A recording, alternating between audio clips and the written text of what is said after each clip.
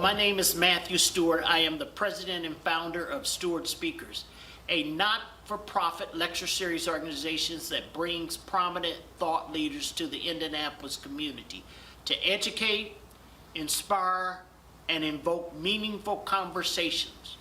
For over 30 years, Stewart Speakers has been dedicated to enhancing the community by providing opportunities to engage with America's best leaders and brightest luminaries. These leaders support our mission of more than just talk and allow us to live out the three pillars: education, engagement, and experience. Today, I would like to focus on engagement. Through engagement, our speakers began conversation, but Stewart Speakers helps to keep the conversations going. Like you, we are coping with the virus that is sweeping our nation.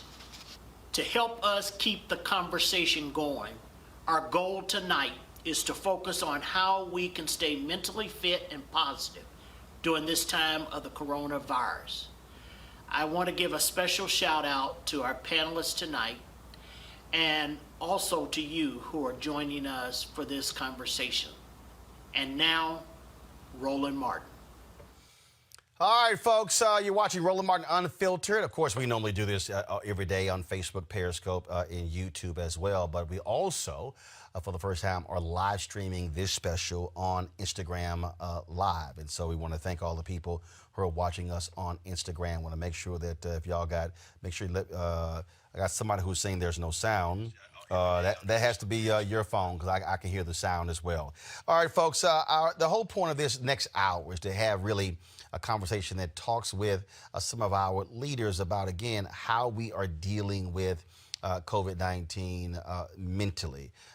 We've had cases of folks who have actually been struggling with this, committing suicide. We talked about, of course, on my show, folks having to confront child abuse and domestic abuse, and how people are really struggling with not being at work, folks not having jobs, and all these different things. And so that's really what our discussion is about. I want to introduce our panel. Joining us right now is Congressman Andre Carson, of course, who represents district there in Indiana. Also, Reverend Dr. Michael Eric Dyson, who joins us as well on here. Folks, let me know if we have Susan Taylor. Of course, we have Susan Taylor. Of course, she, of course, is editor emeritus, Essence Magazine, leader, founder of National Cares Mentoring Project.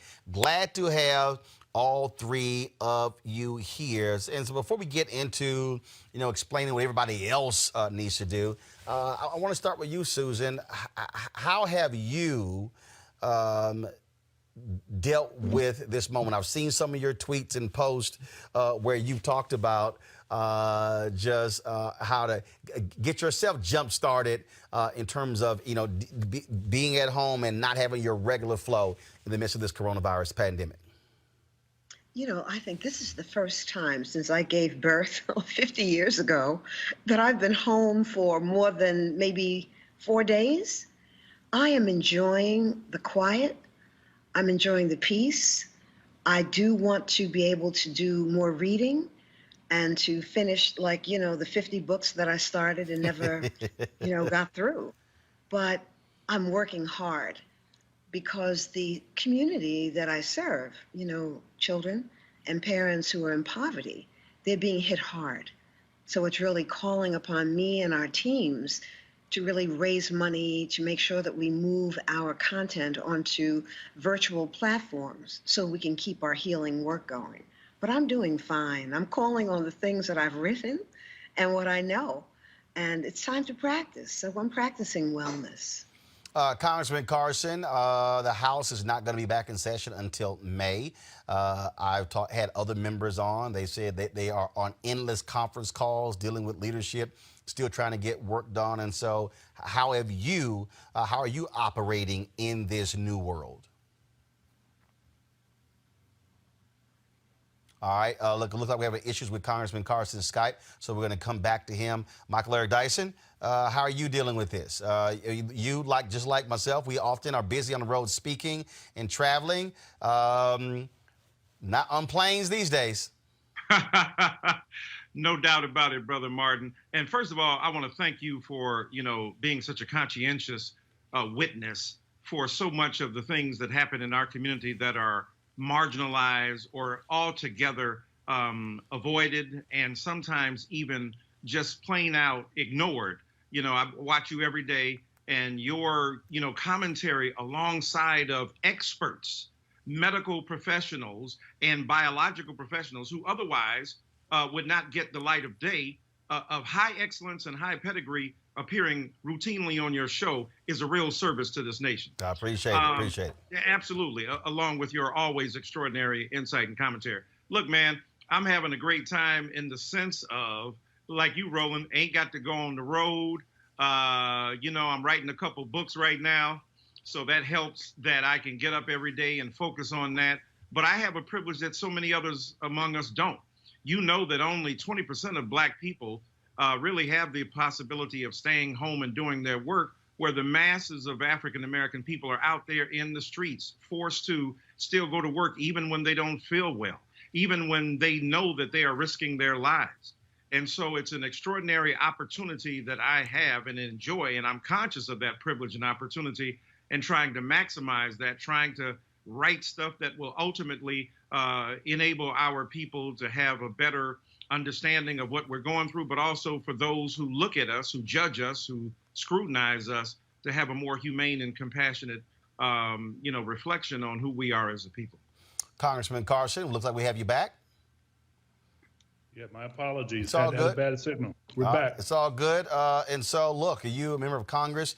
Congress is not going to be House won't be reconvening, according to Steny Hoyer, before May 4th. And so, how are you operating now in this new world of the COVID-19 pandemic? Well, we're operating quite differently. Of course, our office is closed. We've been in the midst of 6 or 7 or 8 video conference calls a day. We still meet as a staff. We're still meeting and engaging with constituents. I even volunteered to be a part of some food banks. But I'm also trying to stay healthy, Roland. As Dr. Dyson and Madam Taylor mentioned, that mental health is so important. I struggle with hypertension myself, and I think during these times, we really have to look at removing kind of the stigma associated with mental health. My mother suffered from schizophrenia, as educated as she was, as brilliant as she was, so much so that we spent time in a homeless shelter as a very young man, and my grandmother ended up having to raise me. And I know that these kinds of times create stressors. And I think it's important for people to see elected officials who get elected into office. And oftentimes, Roland, as you know, many elected officials go to churches, they go to mosques, they go to synagogues, and they petition people to vote for them. But once they get into office, they vote against the people's interest. And so now is the time where the rubber meets the road, and it's time for people to see what their elected officials are doing on their behalf. So we're trying to keep our mental health up. I'm trying to keep mine up, keep my blood pressure down. But it's been a blessing, and as Dr. Dyson stated, we're amongst the privileged who can still work from home. But I'm able to take this time to kind of read, reflect, spend some time with my daughter and family, and try to do the work of the people, brother. Susan, that really is the issue when you talk about the fact, as Michael alluded to, only 20% of African Americans can work from home. And so all of a sudden now people are really concerned. This week, the first checks are going out from Congress, those $1,200 checks. Folks are concerned about, can they pay their bills? Will there be a job to even go back to? We're seeing restaurants and airlines and all these different people who are laying folks off. And so for African Americans, when you talk about the old adage, when America gets a cold, we get the flu, America now gets coronavirus, we're dying. And even if people are not physically dying, the stress of not knowing what's going to happen and how it's impacting them economically can really weigh down on any man or any woman. Then it impacts their children and their loved ones and the extended family. I mean, it's so true. And, you know, it's a need to call up faith, because we have to remember that this is devastating, but it's not. I know I need to get the light out of the way, but you see, I'm the oldest one on here, so I'm not trying to show you all of my stuff. Is this okay? You're fine. You're fine. Don't worry about it. Telling me to move. No, don't worry about it. You're fine. You're fine. Okay. You know, this is a moment when we really are getting to know ourselves. We're getting to know the things that stress us. We're getting to know the things that we are addicted to or we believe we have to have. What I see is that people are purging. You know, they're refining relationships. They're making up with people who they've been angry at for some time. That we're getting to know ourselves in ways that we don't in the everyday, because typically, you know, our bodies are in one place and our minds are far down the road. And I just want to really just say thank you to the congressman for that kind of transparency, because people really don't talk about the mental health issues in their families or even the crises that they've had themselves. And to hear you be so honest about that, it's freeing for other people to be able to know that they're not on this ledge alone. For me, I'm a student of history. I try to know everything that I can about us as a people and what we've been through. And when I look at our history and see what our ancestors suffered through, I said, this is not the rough side of the mountain. There are people 3 blocks from the luxury building I live in who have cups in their hands and they're on the streets. I don't know where they are now because I haven't been out there in a while. But that's devastating. And what this is showing us, too, is what we allow. For the first time, I would say, since the war on poverty, people are really talking about the disparities between Black people and the larger society. And what they're not talking about is the why. Why are we poor? Why are so many of us poor? It's the history that the nation won't own.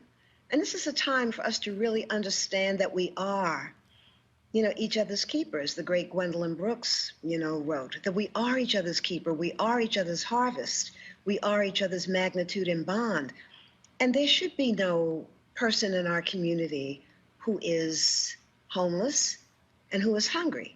And the question is, rather than pointing the finger, are we looking in the mirror and asking ourselves, what are we going to do about these crises that now the whole nation is suddenly becoming aware of? Why? Because we are really the people who are on the front line.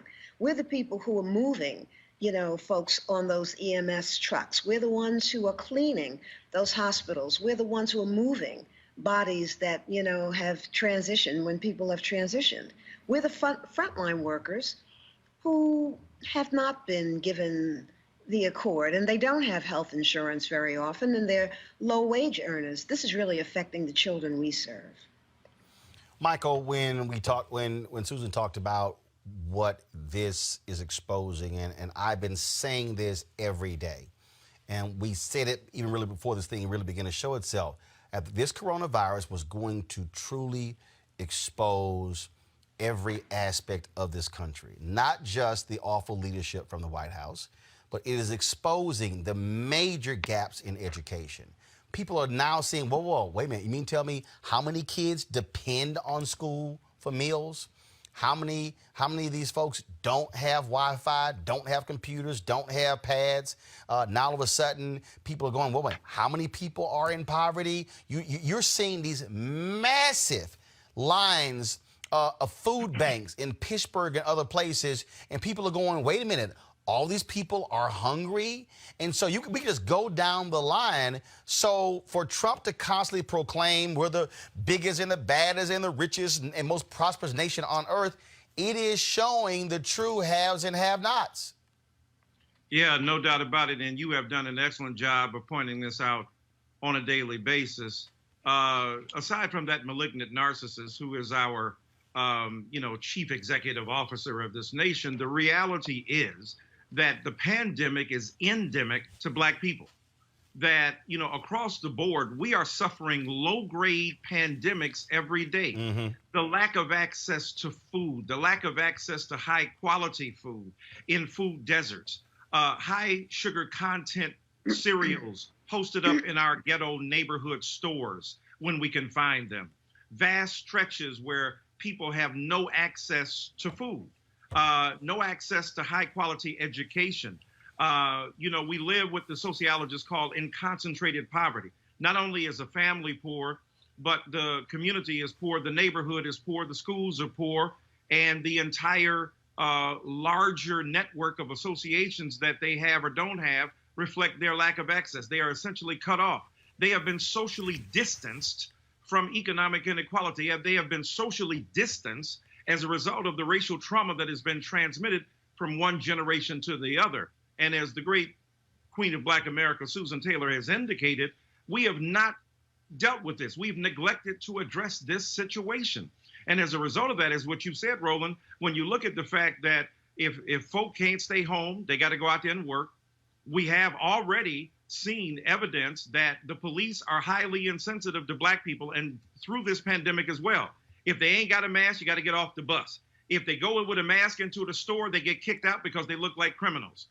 What is really at root of all of this is an anti-Blackness that is deeply entrenched into American society.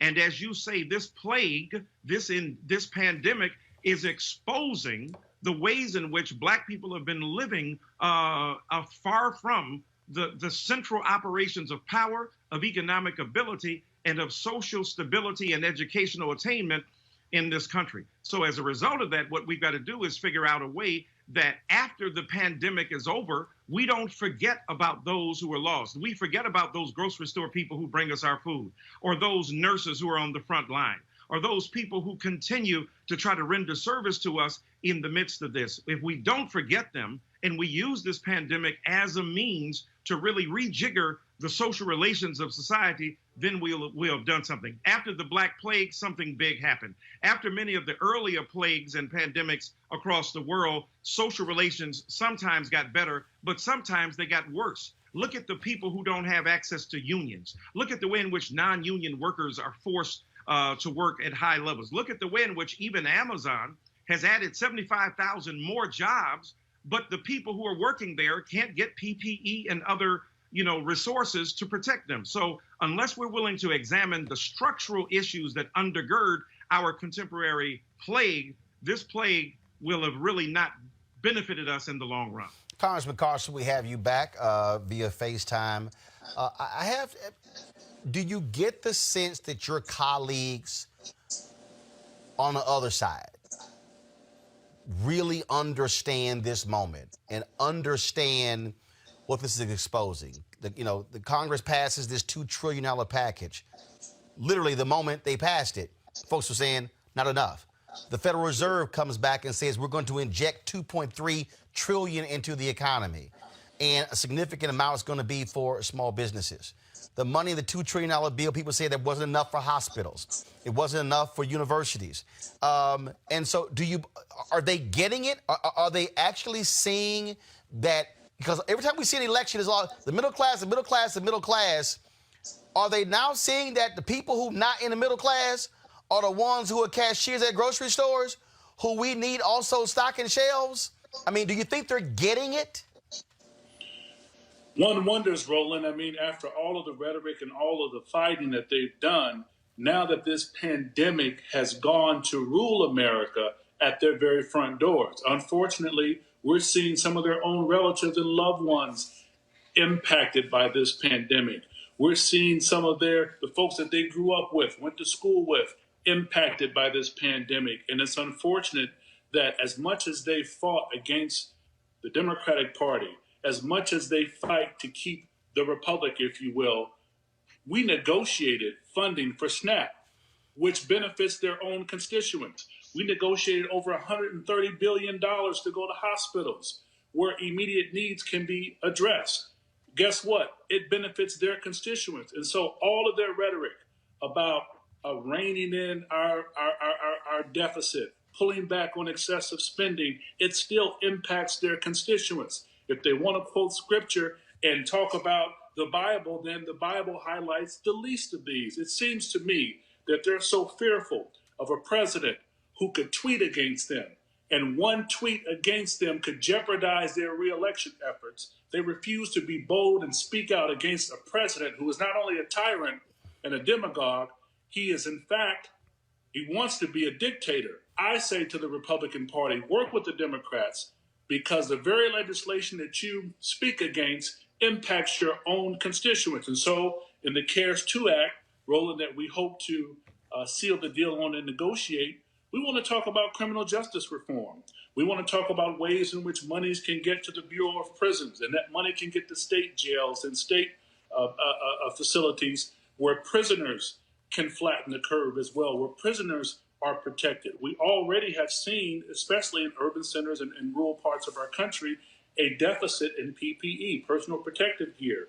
We want to make sure the money not only goes to the banks, because as you and I know, there are a lot of folks who are filling out W-9s or independent contractors.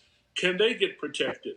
Can they get the same kind of protection as some of these bigger businesses get?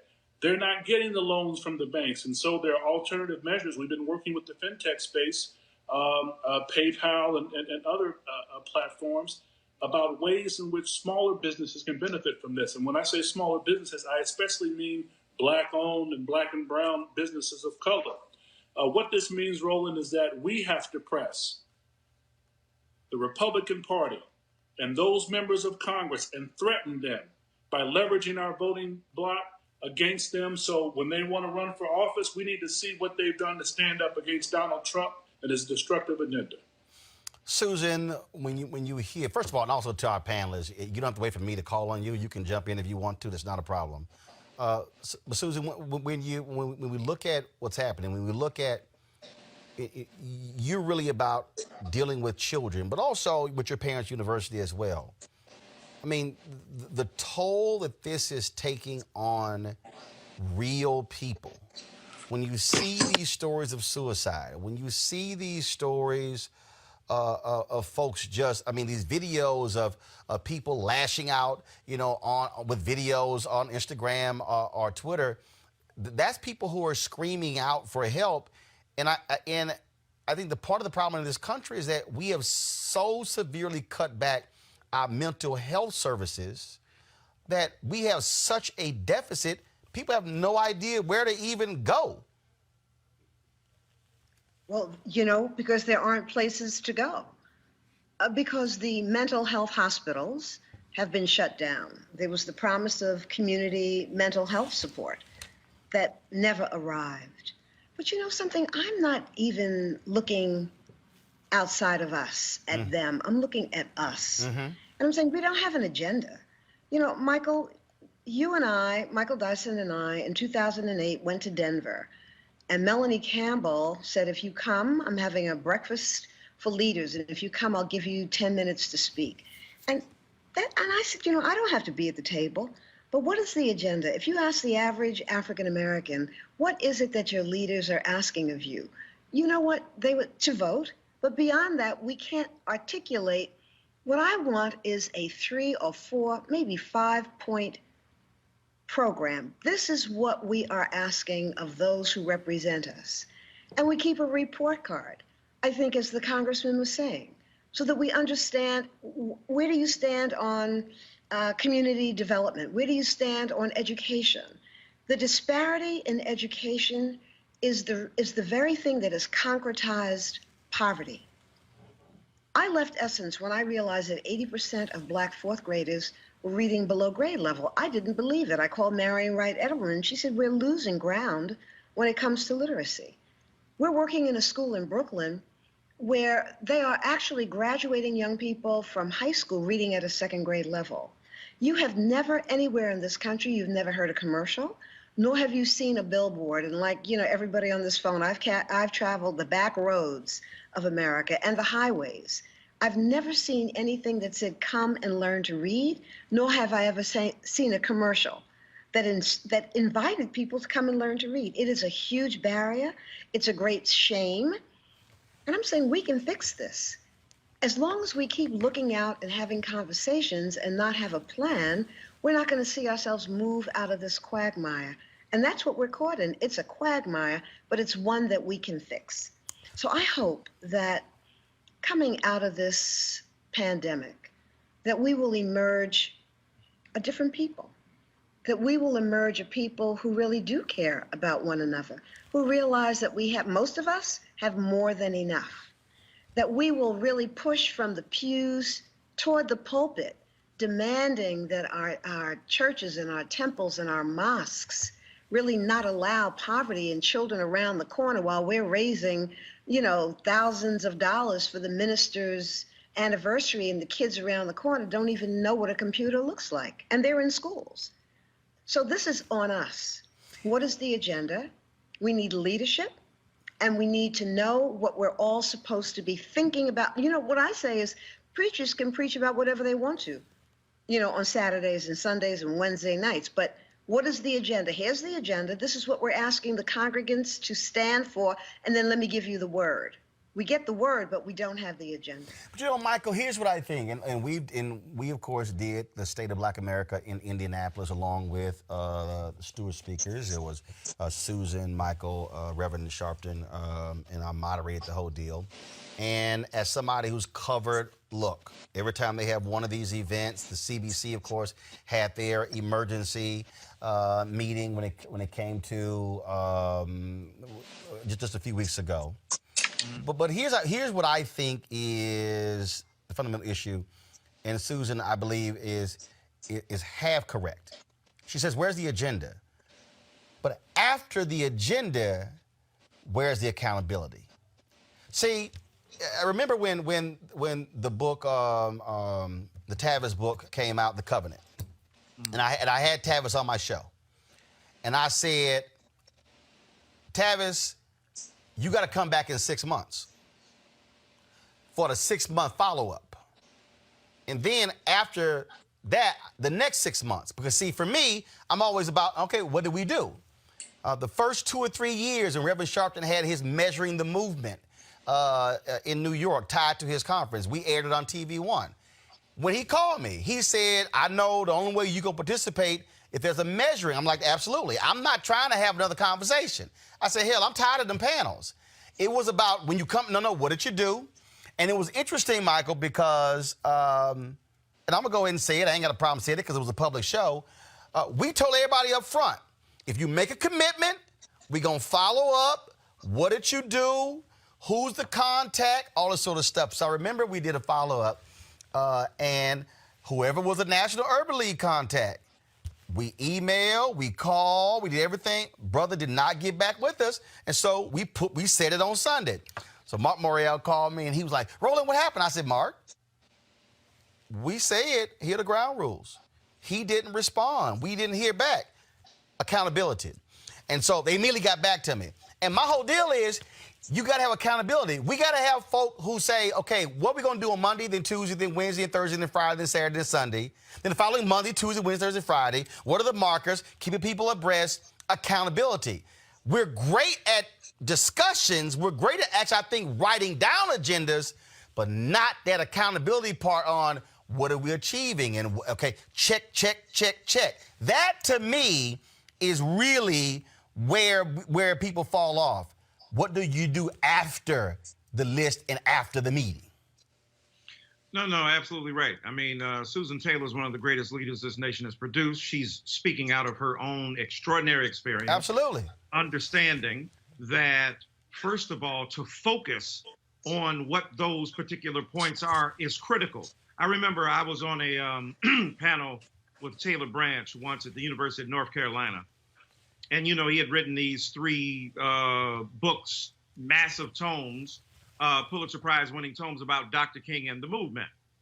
And he said, you know, a lot of people talk about what went on. He said, but for the most part, Martin Luther King Jr. did what we're doing in this room now, sitting down, talking, thinking, arguing, going back and forth to get it right, which is why I think, for the instance, your show as a daily intervention of both high intellectual pedigree, but also deeply and profoundly political grappling with the issues is necessary. I never want to downplay that. So yes, the agenda is extremely important. The accountability, the follow-up, because I couldn't be a professor. I got to have accountability. What classes did you teach? Right. How many folk did you? How many students did you reach?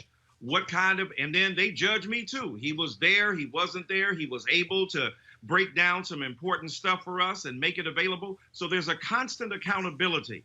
I hold students accountable by giving them grades. The students hold me accountable by reflecting on what I've done well and what I have done so well, so that there's an outcome. So I think that's important. But let me say this. As much as I believe in what both of you have said, and both of those are critical aspects, I put it in thirds: agenda, accountability, and we got to talk about the access. The reality is this: we put money into this economy. We pay taxes. We deserve that the government, I don't want to just make this a black thing, because black folk ain't created the problem, ain't got enough resources to solve it. We do not possess the requisite financial wherewithal to address the staggering poverty that has been a result of slavery, Jim Crow, and anti-black sentiment that has directed the economic resources of America away from us, even as we pay taxes to support this nation. So I don't want to let America off the hook for what it's got to do to address our situation. So the accountability, in part, is to ask our leaders to make certain that they are constantly arguing on behalf of those of us who are out here. And as Susan Taylor said, articulating a 2 or 3 or 4 point agenda. And let me say this: every black person ain't a guy agree with a black person. We're going to get out with Ben Carson for the most part. Hold on. Your signal, so it went out. You said every black person. Now pick it up from there. Every black person ain't got to agree with every black person for black people to have an agenda, right? We got to get with the black people we agree with. Ben Carson and I ain't on the same side, right? Candace Owens and I, we ain't on the same side. They black. They doing what they do. So we got to find enough black people who agree with what we're doing. We don't have to have massive unity. What we have to have is functional solidarity. Martin Luther King Jr. had about 4% to 5% of black America in his corner working with him on a daily basis. The masses of black people never got on the street corners. They never got into the marches. They never physically participated in the civil rights movement. So that remnant, that small contingent of people were able to revolutionize American society. So I think that what we have to give up on is the illusion that we will have massive solidarity. And what we've got to do instead is to have ad hoc solidarity. Those like Susan Taylor, Roland Martin, Andre Carson, Michael Eric Dyson, Maxine Waters, and those of us who agree, get our forces together, do what we feel is necessary, and make a demand on our leaders, on ourselves. But I am not letting a government off that takes so much of my check, every check, of Susan Taylor's check, of your check, of Carson's check. We have to make sure that the poor, the least of these, have the wherewithal to survive. And black folks' pockets ain't deep enough. If every rich black person in America gave money, we would never be able to solve this problem. This is white supremacy intervening with economic lack of opportunity that has rendered our black communities barren and destitute in some areas. And we've got to address that. So all three of those, I think, are critical to making sure that we revolutionize our communities and then reconstitute them and then bring the kind of healing that we need to have. Congressman Carson, I've long argued that it amazes me when I hear people. Roland, you a lackey because you're defending the CBC. I said, no. I said, unlike you, I am aware of the political process and how the changing of one sentence can alter an entire bill. I think a lot of people, when I hear people say, oh, the CBC ain't shit. They ain't doing nothing. Sure. And then I go, so what do you think they do? Yeah, but this ain't changed and this ain't changed. And then you go, well, you know, they're now in control in the House, but they don't control the Senate, and 400 bills got passed in the House, and Mitch McConnell won't take any of the bills up. And you go through this whole deal. And then I begin to explain to people examples of, well, I know when Congresswoman Alma Adams put this in a bill, don't have her name on it, but she inserted this in a bill that changed, and it resulted in this here. And so for a lot of people, just don't understand the process. But I also argue that part of the problem from a political standpoint is you're fighting battles, but you need to have troops who also show up having your back when you're fighting the battles. When Loretta Lynch, when black women were going to Capitol Hill saying confirm here, I was going, where in the hell are the men's groups? I was like, fraternities, where y'all at? So Jamal Bryant, Jeff Johnson, and myself, we said, fine, we just gonna call black men. So about 200 brothers showed up. You and Congresswoman Beatty walked us in. First of all, cops came all out of nowhere because, you know, with 200 black men walking anywhere as a group, Susan, they all freaked out. They were like, what the hell? This ain't the Million Man March. What happened? But the thing that was amazing, Congressman, a lot of these brothers for the first time, they had never been to Capitol Hill before. Sure. But you also saw the reaction of, frankly, white political leaders who were like, what the hell is going on with 200 black men? The reason I'm saying that is they needed to see black men also standing up for Loretta Lynch and not just black women. You have to have troops who are in the fight with you and not just have a bunch of generals who then say, where y'all at? Y'all didn't show up. So you need them at the school board meeting, the city council meeting, the county commissioners meeting, putting pressure. So you sitting there saying, I told y'all they were interested. Now it's 300 people showing up. But it can't be you sitting there alone and the people not showing up. That's right. That's right. That's so important. You know, the Congressional Black Caucus is composed of 50-plus members. That's a huge voting bloc. Many of us are chairs of committees and subcommittees. Many of us come from different backgrounds and experiences. We're fighting every day. You have the leadership of Jim Clyburn, a Maxine Waters, a Barbara Lee, a Karen Bass, Emmanuel Cleaver, so many, Benny Thompson, Hakeem Jeffries. There are so many black members of Congress who work each and every day. I tell people all the time, Roland, if you're putting all of your hopes, dreams, and aspirations on any politician, let alone a human being, you're setting yourself up for failure and disappointment. The Congressional Black Caucus is a legislative body. We provide legislative remedies. This can't be done by politicians alone. You're going to need the Dr. Dysons. You're going to need the Madam Taylors. You're definitely going to need the Roland Martins to give us a perspective with black brilliance and black ingenuity and black scholarship to highlight where other platforms would probably decline to do so. But the Congressional Black Caucus, when Donald Trump first got into office, I was on the executive team of the Congressional Black Caucus, and we met with President Trump because his motto at that time was, what do you have to lose, black people? So we met with him, and we laid out an agenda. He has yet to follow through with that agenda. He has symbolic meetings with black leaders, but if you want to get the work done, you need representation in public office. Most of the things that we do, you know, Roland, are impacted or are a result of a political decision.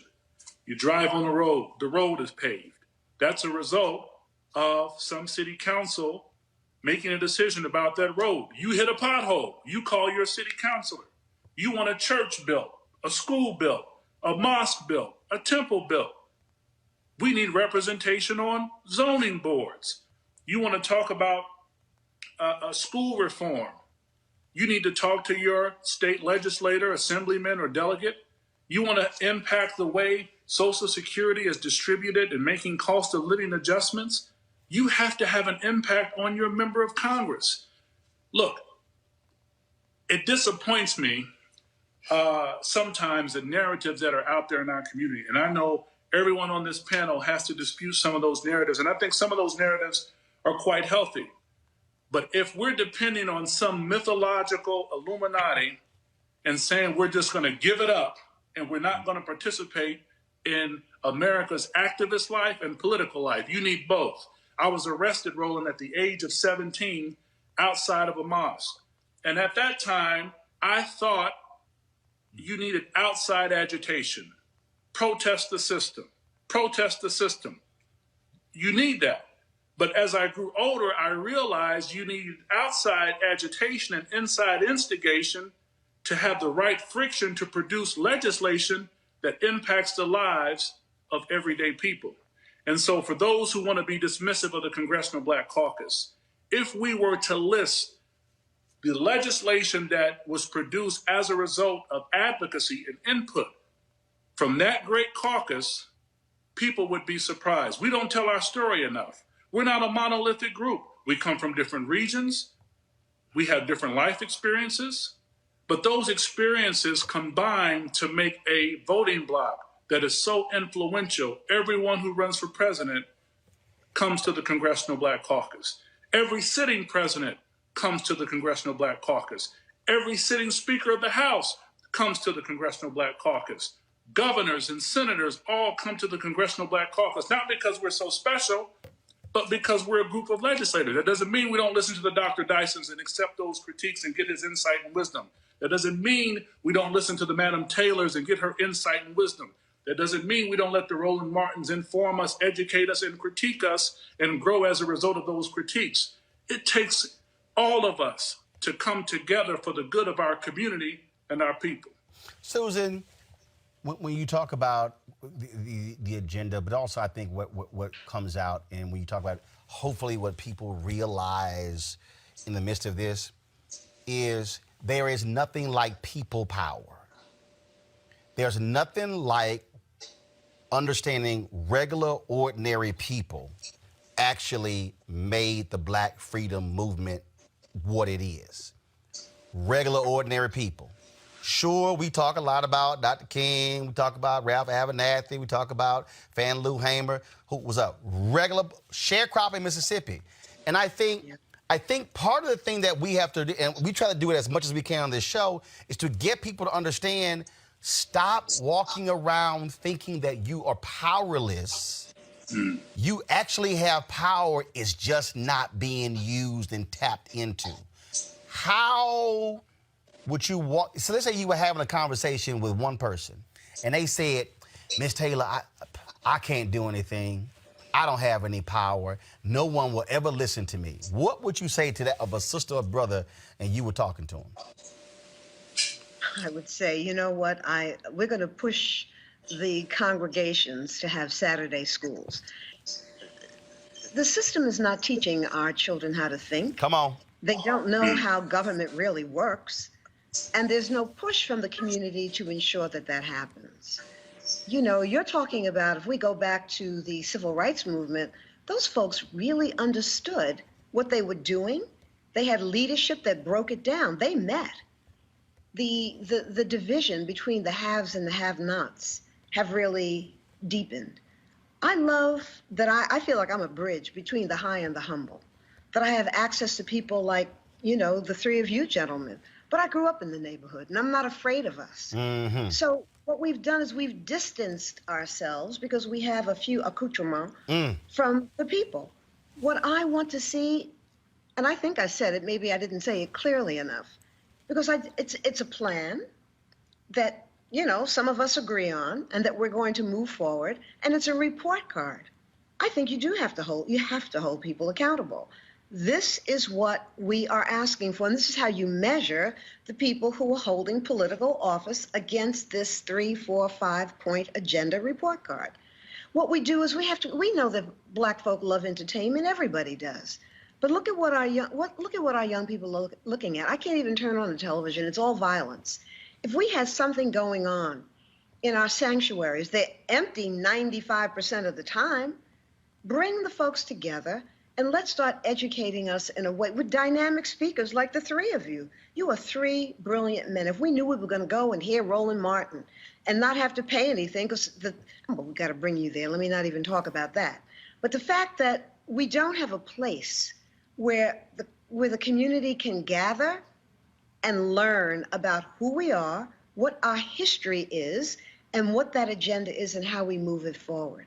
That's what I think is critical and I think is missing and that I'd like to see. So that person who said to me, I'm powerless, if you knew anything about history, you would know that's not true. And nobody's going to teach you that in PS09. You've got to come to the community, and the community has to show you the history. When we didn't even have the rights or the resources that we have today, we did much more than we are doing today. So it's time for reorganizing ourselves, rearticulating who we are, coming into the power that the Holy Spirit has like imbued in each and every one of us, and giving, our people the confidence, not giving it to them, but inspiring it in them so that they know that they can use what they have to really create a better future for themselves and for our children. See, Michael, when I listen to Susan talk about that, I'm just thinking about, those are freedom schools. And in fact, I was speaking to a group and somebody said, oh, that's a great idea. How do we do it? I said, y'all, that's still what Marian Wright Edelman's group does. They actually still teach. If you go to their website, they have the Freedom School Kit that any church can download to turn, just what Susan just said, to turn their churches into freedom schools, to teach those very things. And people, when I travel, people ask me, how do you talk about organizing, but you're a journalist? I'm like, no, you forgot. I said, my mom and daddy never went to college, okay? High school graduates, Jack Case High School in Houston. But they were co-founders of our Clinton Park Civic Club. And so having 5 kids ain't like we had a choice. We couldn't vote. Damn it, they made us go pass out flyers and put up signs and stuff. Watching it, ordinary people who said, we care about our community, so we want to get overgrown lot cut, or we want to get a crack house torn down, or we want new streets and new lights and new sewer systems. That thing grew and grew and grew because regular people just said, hey, you know what? We got problems here. And what ended up happening was the haters were like, man, y'all not going to do anything. And they said, don't worry about them. We just stay focused on what we're doing. And I think that's where we have to be. So I saw basic community organizing from regular people from what my parents did. And so, but you have to have the willingness to do it. And I think, Michael, that's really, when you talk about where people are mentally, where we have to get people out of this brain lock, brain freeze, where they say, I simply can't do it. I don't have a degree. I don't have enough money. I don't know enough important people. Just go, why can't Oprah do it or Robert Smith do it? But nothing that black people have ever gotten came because folk at the top made it happen. It was regular, ordinary people who did extraordinary things. No, it's a useful history lesson. I mean, look at Stewart Speakers Tonight, which are sponsoring what we're doing here tonight. They took the opportunity during this pandemic to team with you to broadcast this particular panel for an hour to the world that will tune in. So we can use what's available. You talk about freedom schools. I was thinking to myself, laughing when Ms. Taylor said, you put up a sign to say, come here and read. Well, they couldn't read it if they saw it, and that's her point. The point is, how can No, that's not my point. Excuse me. Go ahead. Anybody can, if I'm in the car with you and I can't read, learn to read, people can figure that out. My sister has dyslexia. She could read that. No, she can't sit down and read, the document and understand how to file for something. But most people can figure out some stuff. So that's not what I'm saying. And not even that, Michael. It's really about even television commercials. You've never seen a commercial that said, come learn to read. That is a huge barrier. The barrier is education. The three of you are highly educated men. And with that, you've been able to move yourself forward further than your parents were. Our children, this is intergenerational uneducation, miseducation. Intergenerational, the same schools that are really like, what are they? They're dead-end schools. Jonathan Kozol, what did he call them? The shame of the nation. That's what they are. And we're doing nothing about it. Don't tell me we can't fix that with our own tax dollars, demanding that what has concretized poverty is the lack of education. And as long as property taxes fuel education budgets, there'll never be equity in education, because people in no home ownership or low home ownership communities will never have the money to give students in poverty areas what suburban students have. It breaks down to something that it's not simple, but it's true. So.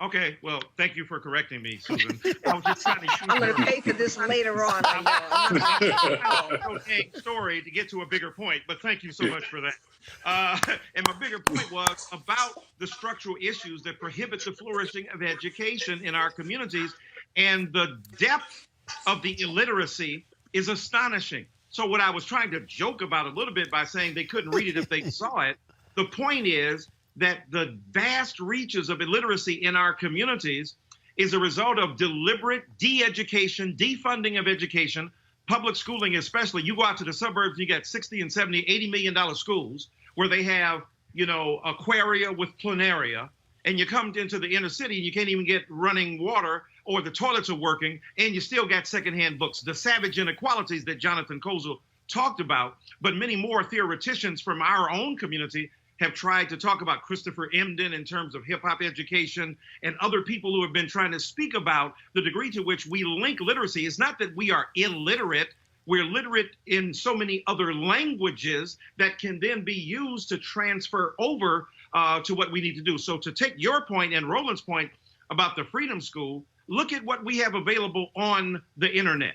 If we would take less time trying to cancel each other out, trying to call each other and use words that are nasty and vicious, and then organize the enormous reach we have on friggin' Twitter, on Instagram, and on Facebook. You talking about a freedom school that could be organized, the distribution of agendas and also of syllabi that could help people make a difference in their lives. So we could do it virtually in a way that we can't necessarily physically do in the old school. If Martin Luther King Jr. had Instagram and Twitter and Facebook, my God, the ability to mobilize and transform those masses in the ways you're talking about.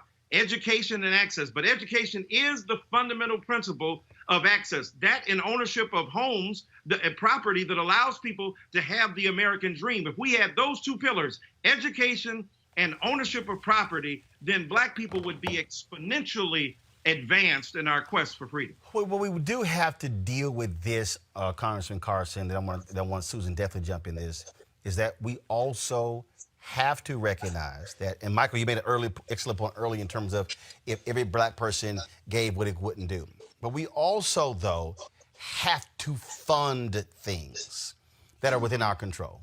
So perfect example, National Cares Mentoring Gala, Congressman, had National Cares Mentoring had their gala in February.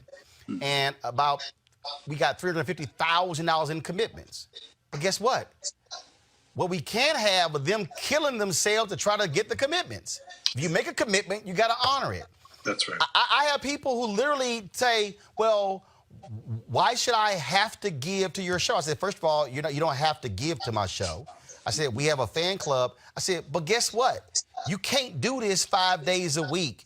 I said, and not pay for the office space and pay for the staff and pay for the robotic cameras. And we can't travel to go cover an event somewhere and you don't pay for the plane ticket or the train ticket. And I'm like, so guess what? Fox makes $1.25 billion in profit. CNN makes $800 million in profit. I'm like, that ain't us. But in the last 5 weeks, we probably had more black experts on in 5 weeks than all those networks have had combined. And so we also have to say to our people, we also got to fund it and fund our institutions. John Rodgers was just on talking about black businesses. He said if we don't fund our civil rights groups, hell, who's going to be there to fight for funding for black business when it comes to the $2 trillion plan that was passed? And so all of this is about what, to Susan's point earlier, Congressman, what can we do? Not, okay, y'all figure it out, but what we can do in the midst of this to be able to rebuild and restore. And so when we come on the other side of coronavirus, then we coming out swinging. Absolutely. I think you're right. You know, I'm one of those who needs to commit to my $50 a year to your platform. I have a YouTube subscription that I watch the Roland Martin show on. I certainly can commit and do my part. You know, a lot of times we like to talk the talk, but we don't walk the walk. We can pay, and I don't knock what someone does to get by, but we can pay to turn up, and we'll spend $50, $100, and $150 to turn up, but we refuse to use that same money to donate to the UNCF. Speaking of UNCF, a part of the negotiation with the Congressional Black Caucus and the CARES Act 2 is to get funding for historically black colleges and universities, who are suffering right now. So I think we make a big mistake by putting too much on entertainers, actors, and sometimes, dare I say, politicians, when we have the power to mobilize and support those platforms that work. I was so proud when I saw Brother Jay-Z and Meek Mill commit to giving over 130 masks to prison, our brothers and sisters who are incarcerated. I was pleased to see Brother Diddy raise millions of dollars on his IG platform. I think now we're in a different space where we can use social media and we can use the digital age to really fund efforts, black efforts, because the environment is changing and has changed so rapidly. And so ways in which we can be creative, Roland, in terms of funding these movements, I think it's a low-cost effort. If we could give to presidential candidates $1 here, $5 here, $7 here, certainly we can give that same kind of commitment to black folks who are doing work in the entertainment space, in the NGO space, in the educational space like Dr. Dyson, in the wellness space like Madam Taylor, for just a few bucks a month or even a year. If you have enough numbers to fund those efforts, I think we'll see a change quite rapidly. Susan, this is about us.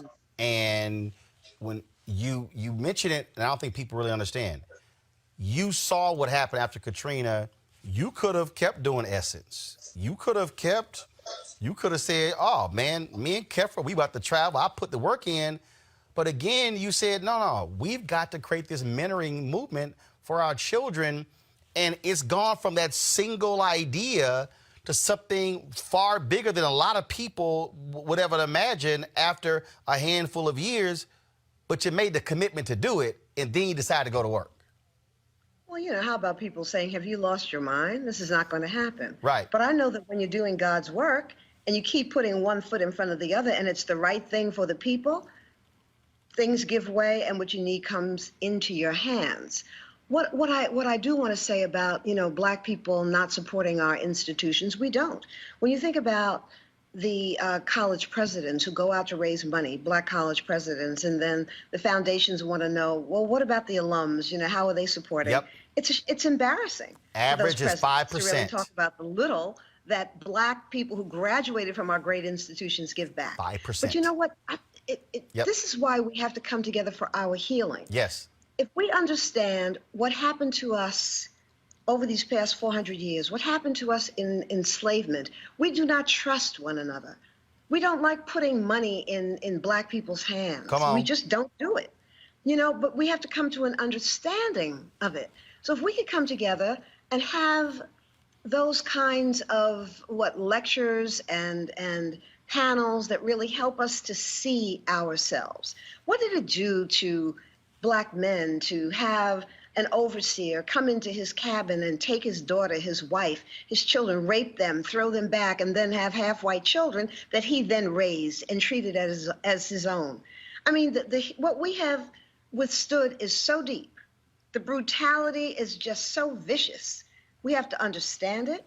We have to heal it. Then we can really look in the mirror and see our behaviors and begin to love ourselves again and to love one another again. But until we come to an understanding of our history and what happened to us, we're not going to get there. I think that's a big part of it. Michael, final comment, about 60 seconds.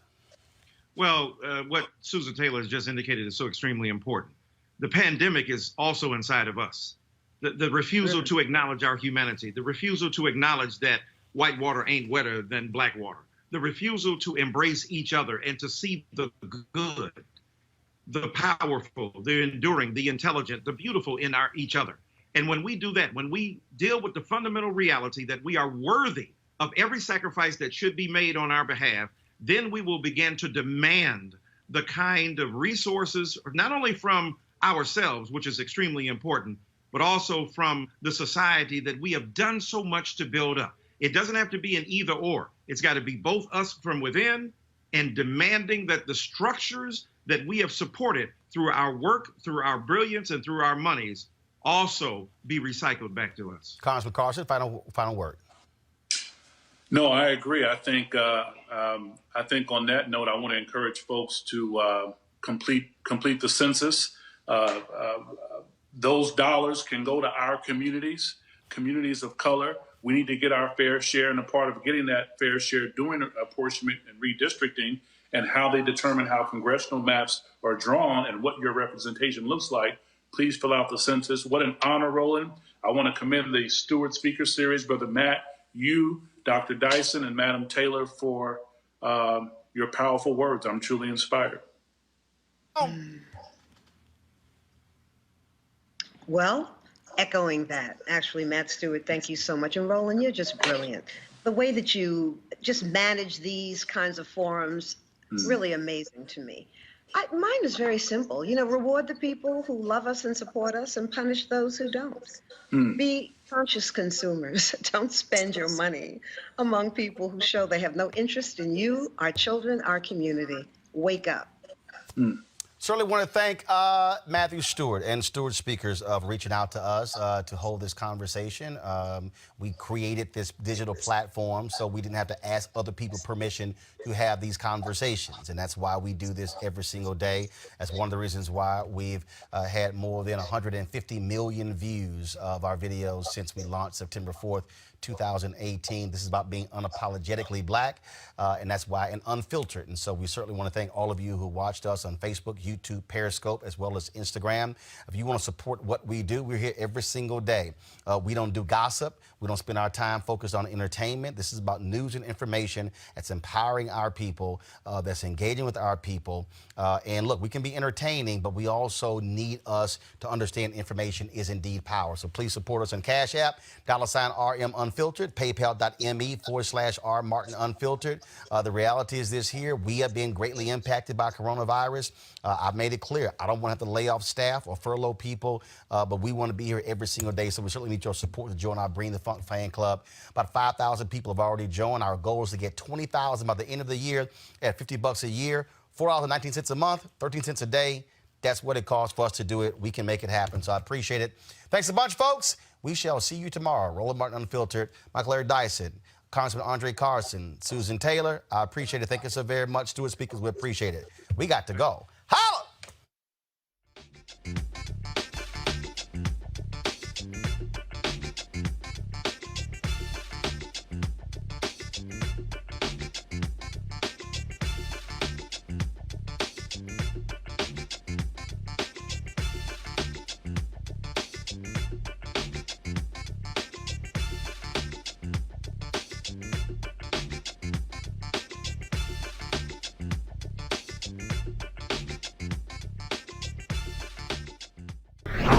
Every single night. We've got some of the top black experts. You're not going to see them on cable news or broadcast news because you swear black people aren't experts when it comes to this health crisis. That's why we have this show and why we do what we do every day on Roland Martin Unfiltered. Joining us right now is retired General Russell Honore, the nation's first black Surgeon General, Dr. Joycelyn Elders. John Hope Bryant, he is the founder of Operation Hope. Senator Kamala Harris of California, Dr. Sadrina Calder, retired General Lloyd Austin, Congresswoman Karen Bass, Commissioner Omari Hardick, Bureau President in Brooklyn, Eric Adams, Dr. Joseph Graves, America's Wealth Coach Deborah Owens, Dr. Corey Abear, Patal Salt, Howard University student, Pastor Jamal Bryant, Dr. Christy McDowell, Benja Ajilore, Senior Economist at the Center for American Progress, Gilda Daniels, again, author of the book, The Crisis of Voter Suppression in America. 4 stars, General Kip Ward. Dr. Oliver Brooks is President of the National Medical Association, President of the American Medical Association, Dr. Patrice Harris. Joby Benjamin, Dr. Alexia Gaffney, Infectious Disease Specialist, Dr. Georges Benjamin, Executive Director of the American Public Health Association, Malcolm Nance, Family Medicine Physician, Dr. Jen Caudle, Dr. Tashaka Cunningham, a molecular biologist, Kat Stafford. She's a national race and ethnicity reporter for the Associated Press. Dr. Wayne A.R. Frederick, who is the president of Howard University, Congresswoman Yvette Clarke from the state of New York, William Spriggs, AFL-CIO economist, Andrea James, Executive Director of the National Council for Incarcerated and Formerly Incarcerated Women and Girls. All right, let's go to Capitol Hill. Congressman Gregory Meeks, Congresswoman Eddie British Johnson of Texas, Congresswoman Barbara Lee, Minnesota Senator Amy Klobuchar, mental health clinician Jamie Singletary, Prince George's County State's Attorney Aisha Brayboy, as well as Dylan Hayrie, ACLU Justice Division strategist. Dr. Cindy Duke, she is a virologist. Principal Steve Perry of Capitol Prep. Health and Wellness Specialist Dr. Yolandra Hancock. Desmond Meade, President of the Florida Rights Restoration Coalition. Cliff Albright, who is the co-founder of Black Voters Matter. Michael Harriet with the Root. Lamina McWhorter, founder of Love by the Hand. Dr. Julianne Malvo, economist, president, Emerita Bennett College. Coroner Michael Fowler is the mayor of Atlanta. Keisha Lance Bottoms, mental health therapist Suzette Clark. Justin Gibney, attorney and political strategist, and Bishop Vincent Matthews Jr. Dr. Suzette McKinney, CEO and executive director of the Illinois Medical District. Dr. Leon Madugal, president-elect of the National Medical Association. Jana Bailey, mayor of Moss Point, Mississippi, Mario King. We're going to keep driving this thing to make sure our people are fully aware, safe, protected from coronavirus. You're getting the top medical experts, the top business experts, top political experts, top religious experts, because that's why we do what we do. Unapologetically and unfiltered. Ain't nobody else in the black media space doing what we do. Watch Roland Martin Unfiltered daily at 6 p.m. Eastern on YouTube, Facebook, or Periscope, or go to RolandMartinUnfiltered.com. Support the Roland Martin Unfiltered Daily Digital Show by going to RolandMartinUnfiltered.com. Our goal is to get 20,000 of our fans contributing $50 each or the whole year. You can make this possible. RolandMartinUnfiltered.com.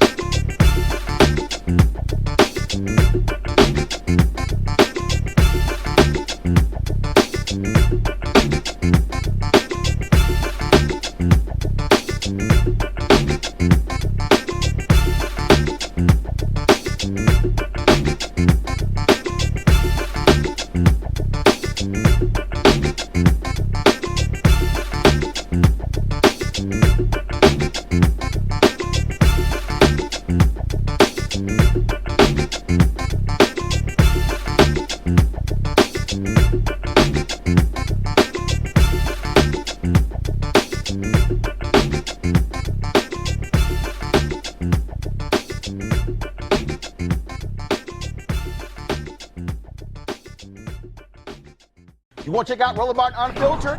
YouTube.com/Roland S. Martin. And subscribe to our YouTube channel. There's only one daily digital show out here that keeps it black and keep it real. It's Roland Martin Unfiltered. See that name right there? Roland Martin Unfiltered. Like, share, and subscribe to our YouTube channel. That's YouTube.com/Roland S. Martin. And don't forget to turn on your notifications so when we go live, you'll know it. Hey everybody, this is Sherry Shepherd. You're watching Roland Martin Unfiltered, and while he's doing Unfiltered, I'm practicing the wobble. Yes, I am. Because Roland Martin's the one, he will do it backwards, he will do it on the side. He messes everybody up when he gets into the wobble, because he doesn't know how to do it, so he does it backwards. And it just messes me up every single time. So I'm working on it. I got it. You got Roland Martin. Hi, my name is LaToya Luckett, and you're watching Roland Martin Unfiltered. What's going on, everybody? It's your boy Mac Wiles, and you are watching Roland Martin Unfiltered. What's up, y'all? It's Ryan Destiny, and you're watching Roland Martin Unfiltered. What up, Lana Well, and you are watching Roland Martin Unfiltered.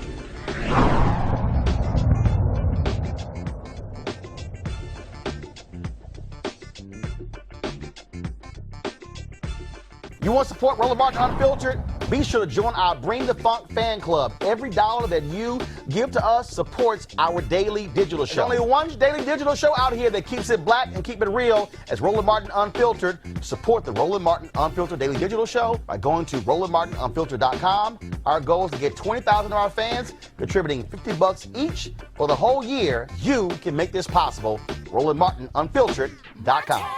Hey fam, want to check out Roland Martin Unfiltered? The blackest show on all of digital, cable, and broadcast. Check out our audio podcast.